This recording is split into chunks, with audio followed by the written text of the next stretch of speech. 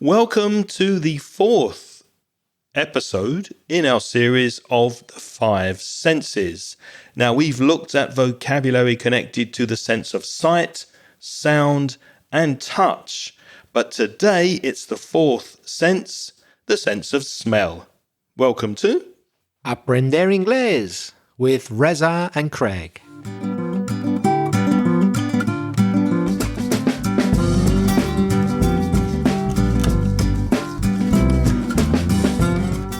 Hello and welcome, especially if you're a new listener to the podcast. My name's Craig. And my name's Reza. And with more than 60 years of teaching English between us, we'll help you improve your English and take it to the next level. How are you doing this week, Reza? I'm doing very well, thank you. It's a very nice time to be here in Valencia. We're recording this episode in April, which is always a very nice time to be in Valencia. It is one of my favourite times of the year. Very nice weather. Summer's not here. We're not in this summer heat yet, although it is on its way. But we're not talking about the weather today. We're talking about the five senses: sight, sound, touch, taste, and smell. If you are interested to hear our other episodes on this topic, just go back and listen to the last 3 or 4. And next week will be the final in the series. So smell, Reza. The verb to smell, we can make a difference depending on how we use that verb, can't we? Yes, we need to talk a little bit of grammar, but not much. The verb to smell can be intransitive or transitive. Now, what does that mean? It's much easier than it sounds. Intransitive, for example, I love how that fresh bread smells. The verb smell there has no object. The bread smells. I love how that fresh bread smells. Stop, full stop. There's nothing more. There's no object. But the word smell can have an object, and in that case we call it transitive. For example, he could smell the fish as it was cooking. So the object that he smelled was the fish. He could smell plus object the fish. So he is using his nose. Yeah. Whereas when I say the bread smells in the first one, obviously bread doesn't have a nose, does it? Only people and animals have a nose. So when I say the bread smells, that's intransitive. There's no object. But when I say he could smell, what did he smell? The fish, that's transitive. He smells, he's the subject, and the fish is the object, the thing that he smells. Reza, my dog has no nose. Really? How does it smell? Terrible. I should have seen that coming. You should have seen that coming. Olfactory is a word that means something that's related to the sense of smell. Olfactory. I thought it was a factory where they made oil. No, it's not. It's not an oil factory, it's olfactory. Okay. Sorry, I was trying to be funny there. Reza's jokes are not to be sniffed at. To sniff is to do this. So you're inhaling, you're taking in air through the nose, and maybe you're doing it to identify some kind of smell. You may have seen those dogs that the police use, and they're trained to search for drugs, for example. They're called sniffer dogs because they walk around sniffing, and they're trained to sniff out or find out, discover, sniff out certain smells like drugs or explosives. Craig, you've had a little bit of trouble with your throat and chest recently. Have you been a bit sniffy? No, I haven't had a cold, which is weird. It's just started with a cough and it's gone down to my chest a little bit.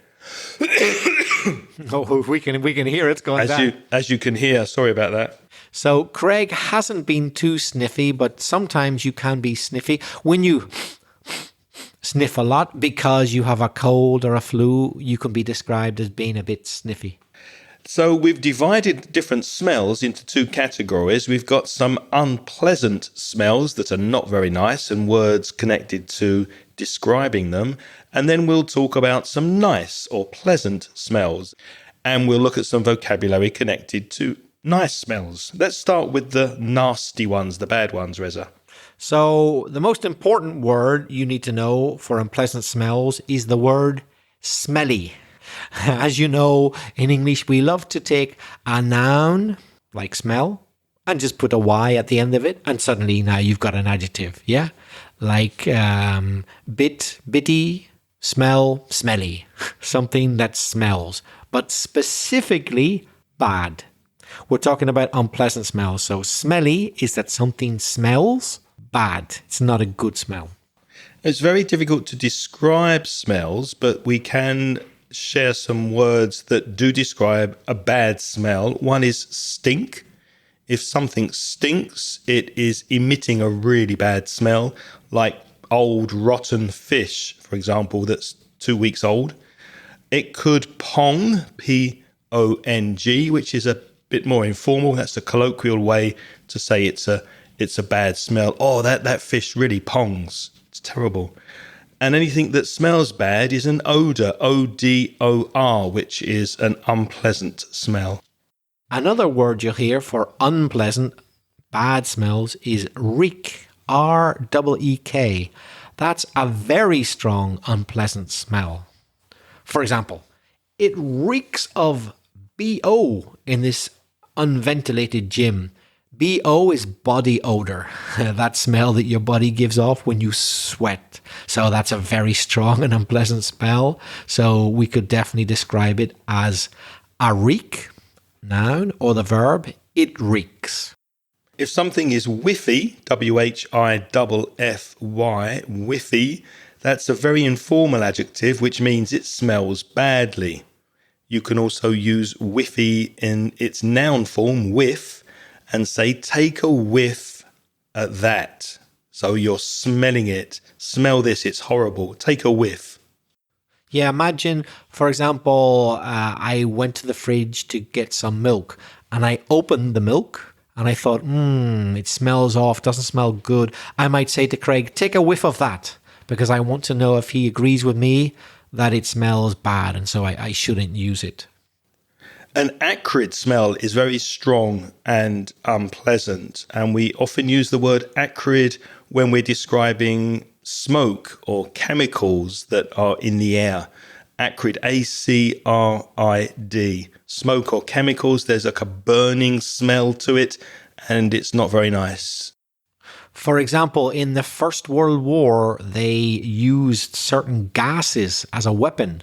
They would release gas into the atmosphere to try and kill the enemy. And the soldiers who participated usually described it as an acrid smell. It was a chemical smell and they did not like it at all. It made you cry. It just really bothered you. The next word we've got is pungent, P-U-N-G-E-N-T. That's a sharp. So sharp, it really affects you very quickly. Sharp and intense.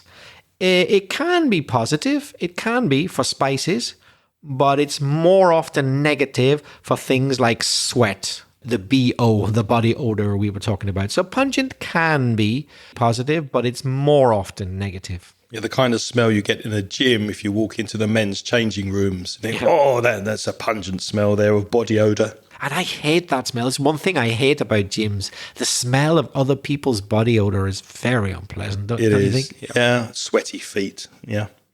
Rancid, R-A-N-C-I-D, is when food has spoiled. We can say it's gone off. To go off means it changes to be bad, from good to bad. It's not fresh, it's gone off. And that rancid smell is often associated with fats and oils, maybe butter. Rancid butter is a common collocation. It's not good. It's been exposed to heat for too long and it has become spoiled. It's gone off. It has a rancid smell. Our next adjective to describe unpleasant smells is putrid, P-U-T-R-I-D.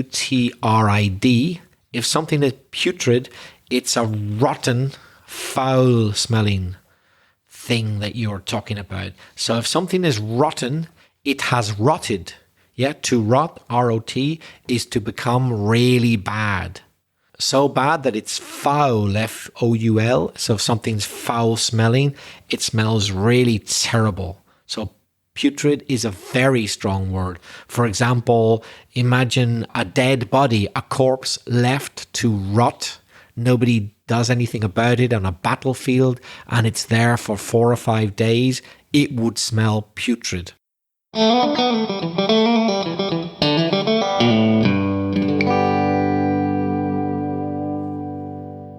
So those are some words that describe unpleasant smells: to stink, to pong, odour, acrid, pungent, rancid and putrid. Let's look at some nice smells now. But before that, Reza, how do you think the sense of smell influences our memories and our emotions? Can you remember a specific smell that takes you back immediately to your childhood that you like? Oh, yes, a few smells actually. Smells very important for my memories. The smell of curry cooking, because my dad used to really enjoy cooking and eating curries at home, and I really liked his curries. I thought he was a pretty good cook. I've tasted them. They were very good. So that would be one smell. Another thing, kind of related to my dad as well, but also for me personally, in my family in general, we were very keen, still are, on the sport of cricket. And a very particular smell from a cricket kit bag. It's not a particularly nice smell. I don't really like it. Is it the oil that they use on cricket bats? That would be part of it, I'm sure. The linseed oil. But there's other things, but I can't really say exactly what it is. But a cricket kit bag where you keep your bat and other things has a very particular smell. It was a smell which I used to come across often when I was younger because I either played cricket matches or I went to watch them. And so it's a smell which makes me think of my childhood a lot, although it's not a smell I particularly like. The curry smell was a smell that I liked. Yeah. What about you? There's one smell that takes me back immediately, just in a second, to my childhood, because I went to a school that had a lot of grass outside that we used to play on. It was a big playing field in my junior school, so I was maybe 6, 7, 8 years old, maybe 9. And when they cut the grass, there's this lovely smell that appears after you've cut the grass. And it's very sweet. So if I'm walking around and I smell somebody cutting their grass, or there's some cut grass somewhere, immediately it takes me back to when I was 9 years old. It's weird. And it's a nice smell, isn't it? Yeah, I love that smell of cut grass. Yeah. And if you think that smell's important for memories for people, woof, what about animals, particularly dogs? Not just for their daily life, but for memories. I remember my dog, Coco, now deceased, rest in peace. When he was really old, he was virtually blind. He couldn't really see a thing. But he always knew exactly who was near him because of the smell. Yeah. So if you didn't make a noise at all, he knew who it was because the smell identified you immediately. So he couldn't see, he could barely hear, but he didn't lose his sense of smell much. Bear in mind, dogs have a sense of smell that they reckon is approximately 700 times more intense than humans. Really? Wow, 700 times. You can say that animals have a keen sense of smell. If the sense of smell is keen, then it's very refined and very sensitive. So nice smells, we could use the word aroma. There's a lovely aroma of coffee coming from the inside of the cafe. And often when you talk about perfumes, you can speak about fragrances. The fragrance, the aromatic fragrance of a perfume, or maybe an incense stick that's burning in the air. It's a very lovely, pleasant, soft smell. Another very nice word to do with smell is bouquet. I'd better spell that because, as you might have guessed, it's a French word which we've taken into English. It's spelled Bouquet. So that's a silent T is a French thing. Normally we would pronounce T at the end of a word in English, but because it's French, we pronounce it bouquet. And that's the pleasant smell. It's always a good thing that you get from the nice things in life. Things like wine, perfume, possibly some people might say from other things that you can eat, but the sort of thing you get in a delicatessen, kind of the finer things, not the normal things. Not bread, for example. Bread can smell really nice. I like the smell of bread, but we wouldn't say it's a bouquet. So bouquet is for expensive, fine things. Would you say olive oil had a bouquet? I know that professional olive oil tasters say that. I wouldn't, because I don't know enough, but I know that experts, they do talk about the bouquet of olive oil. So maybe it's connected to liquids because we've got perfume, oil, wine, maybe. Maybe Not it's sure. liquid. That could be a fair point, but not all liquids. No, We don't talk about the bouquet of Coca-Cola, for example. no, definitely not. Our next word is musky. I'm not talking about Elon Musky. I'm talking about musky, the adjective, which is a rich, warm scent. And again, it's often found in perfumes, a musky kind of smell. Again, smells are so difficult to describe and define, aren't they, Reza? Yes. With musky, I always think of it as a very natural smell. Flowers, maybe? Yeah, something natural gives them, not a chemical smell. It's always going to be a natural smell. Yeah. Yeah. If I told you, maybe you already know, where they often get some of the ingredients for perfumes. Do you know about that? No?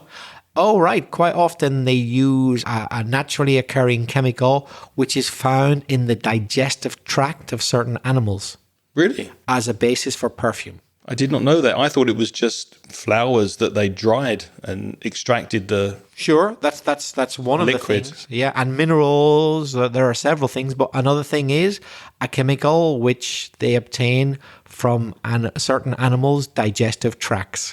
Who would have thought that the innards, what's inside an animal, is something that we would find really nice in a perfume? But we do. Interesting. A smell can also be fresh, which is pleasant. It's an uplifting smell. It's a smell that makes you feel good, and you often associate it with something that's been recently produced. The fresh smell of bread, for example, or the smell of fresh flowers in the room. That's got to be one of the all-time favorite smells in the world, not just mine, but of a lot of people. Fresh bread, freshly baked bread. That's a great smell, isn't it? It is, and that's the reason why many supermarkets bake bread in the supermarket, because it's quite costly. It's not cheap to have ovens and people baking bread, but it brings the idea of home into the supermarkets, and hopefully people will spend more money if they're feeling good about the smell of the fresh bread.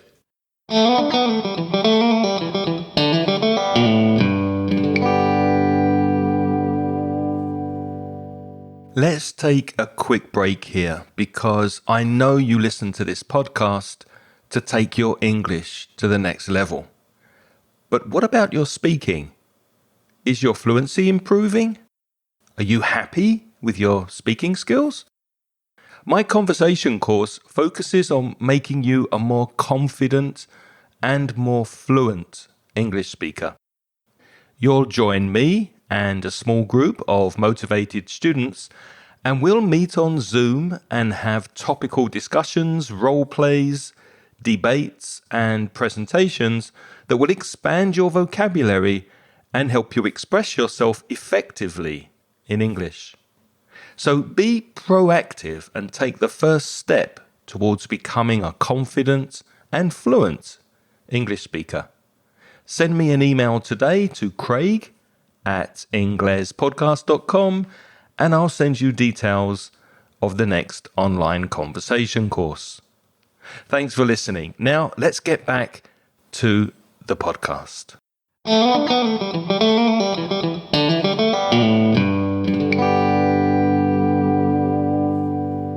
Another word which describes smells is a word you probably do know already, listeners, and that is the word sweet. So, as I'm sure you know, sweet describes things which have sugar in them. So, sugary foods.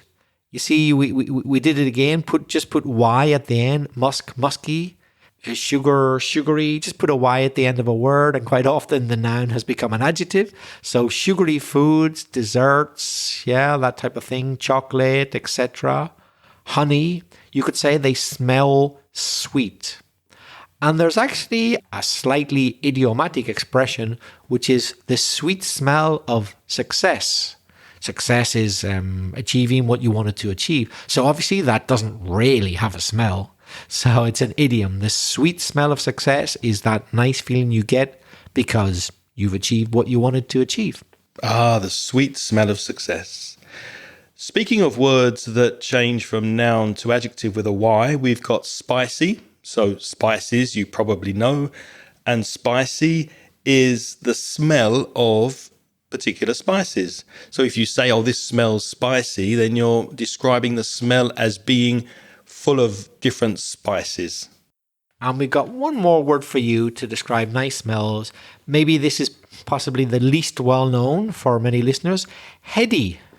Once again, we've taken the noun head and we've added a Y, heady. But what does that mean? It means smelling strongly in a good way. So it goes to your head, let's say. In other words, it has a very noticeable effect. You really register it very intensely in your brain. I guess that's why we call it heady, because you're very conscious of it. Your brain registers the smell as a very strong smell, but usually in a good way. For example, a strange perfume from an exotic place you've never smelt before. If you smell it and you go, ooh, wow, that's very heady. It really had a very instant and strong impact on you. Earlier, when we were speaking about unpleasant smells, we mentioned the verb stink, to stink, which is a negative smell. And idiomatically, if you say that something stinks, you won't be surprised to learn that it's something very negative.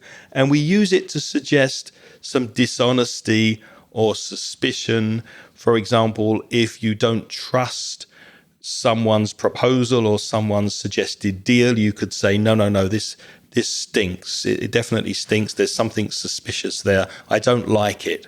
I'm suspicious of it. It stinks. To make a stink, so it's a collocation, the verb to make plus a stink, is to strongly criticize or object to something. Imagine, for example, at a workplace, the employer suddenly announced, we're going to make you all work 10 extra hours a week for 70% less pay. I imagine that the staff would really make a stink. They would strongly object to that. They would not be happy at all. They would be shouting. They would be writing emails. They would do a lot to try to prevent that from happening. They would make a stink. If something smells fishy, then you suspect that something is suspicious or dishonest. For example, if we got approached by a potential sponsor and they wanted to offer us €1,000 for every episode of the podcast, I would say to Reza, it's a lot of money. Something smells fishy. There's something not right about this because that's so much money. You could also say to smell a rat. R-A-T, to smell a rat. If you smell a rat, you're not literally smelling a rat in your house. It just means that something is suspicious or dishonest. Listening to you talking about smelling a rat, you've just reminded me of a very unpleasant incident which I once witnessed. I worked at a place and a mysterious smell appeared, an unpleasant smell. It started off as unpleasant, it got worse. It became really whiffy, and after about a week, it was absolutely reeking. It was disgusting. It was putrid. Nobody knew what it was, and it was kind of generally in one area of the building we worked, but we couldn't quite work out where. But it got so strong that after about 2 weeks, we were able to pinpoint it, to narrow it down to a certain area. So these workmen came, and they took up the floorboards. And lo and behold, that means, there you have the answer, there was a dead rat under the floorboards. It had died, but wait, it gets worse than that. It was one of the most vile things, honestly, I've ever seen. So when they opened the floorboards, we were all curious to know what it was, so we were all there. The smell, to say putrid is an understatement. When they opened the floorboards and the smell really got out, these flies came out because blowflies. Yes, they had made their home in the dead rat and they were released. Oh, it was like something from a horror film. It was absolutely vile. That's probably the most putrid smell I've ever smelled in my life. So in that case, literally, we smelled a rat. So now I know just why we use that expression in English. Because if you smell a rat, something is not right. And we literally smelt one at work. We hope you're not eating your lunch while you're listening to this podcast, because that may have caused you to lose your appetite. That must have been horrible. You can also idiomatically say that you smell trouble, which means that you sense something that's difficult or problematic. You suspect that something is not right. There's something in the future that's going to trouble you. Let's say, for example, you work in an office and the atmosphere is really bad and the boss is being very strange and unusual. You could smell trouble. You could say, I smell trouble at work. Something is not right. Something bad is going to happen. There's trouble in the air. I can smell it. If you have a nose for something, that means you have a strong ability to detect or recognize something. For example, she has a nose for good deals. Yeah, this woman is a businesswoman. She's made a lot of deals in her life. She knows when it's a good deal because she has a nose for good deals. She knows how to identify good deals. She knows, you know. Can you think of any smells that you find particularly unpleasant? As I said earlier, the very strong smell of body odor is something I really object to. In fact, Valencia is a place where it often happens, unfortunately, to be on a very crowded bus on a very hot day without adequate ventilation. Perhaps the air conditioning is not working or is not on, and you smell the body odor being mixed of about, 50, 60 people. I find that very unpleasant. I really dislike that. Suffocating, isn't it? It's horrible. Yeah. Smells that occur to me that I really dislike: rotten eggs, when eggs are bad, for example, or when milk goes off. We had that phrasal verb before, to go off. And sewage, when there's sewage and it's a hot day and you can smell the sewage. That's horrible as well. Yeah.